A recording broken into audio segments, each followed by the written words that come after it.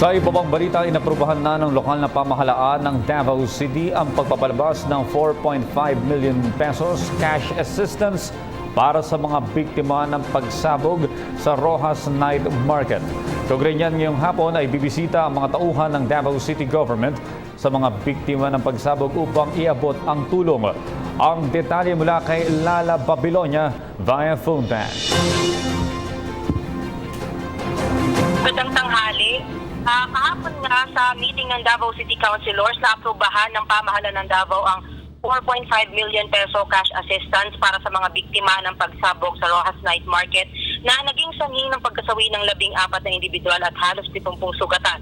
Kada pamilya ng namatayan ay makakakuha ng 40,000 piso habang ang mga naiwang sugatan naman ay mabibigyan ng 30,000 piso kada isa.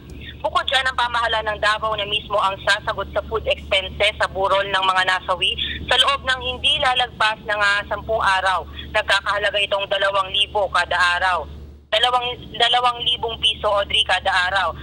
Sagot na rin ng Davao City Government for a maximum of 20 days ang pagkain ng mga nagbabantay sa mga sugatan na nasa ospital na nagkakahalaga namang 100 piso per meal. Ngayon, mamayang 2:00 nakatakdang mag-distribute na ang Davao City Government ng kanilang cash assistance dito lamang po sa SPMC Hospital. At kanina nga sa isang press conference na naganap sa May Mandayo Hotel dito sa Davao City, nandoon si Rolando Olamit, ang chair ng MNLF dito sa Davao. Inanunsyo niya na makikipagtulungan din sila sa gobyerno ng Davao City para supuin ang terorismo.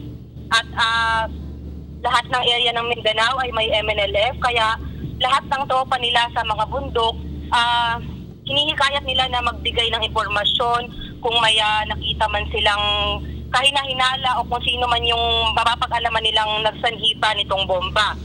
Meron kasi nga ongoing peace talks ayon kay Olamit sa pagitan ni Duterte at kay Nur Miswari.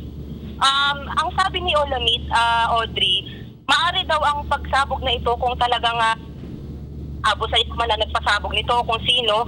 Maaari ang rason nito ay para ipahiya ang ating presidente dahil nga ang home base niya ay dito sa Davao City. Ngayon, nag-iipon na ng impormasyon ng MNLF pagdating dyan sa pagbomba na yan. At kanina naman, Audrey, inanunsyo ng pulis na si SITG Commander Police Inspector De Leon na pagkatapos nga mapag-alaman itong pagbomba sa Rojas Night Market, inimbestagahan nila yung mga previous na mga bomb threat dito sa Davao City at napag-alaman na noong June 26 bago i-celebrate ng Davao City ang Kadayawan Festival, merong nag-iwan ng 60mm abandoned na mortar na bomba na sa kanilang pagkakaalam manufactured ito sa ibang bansa.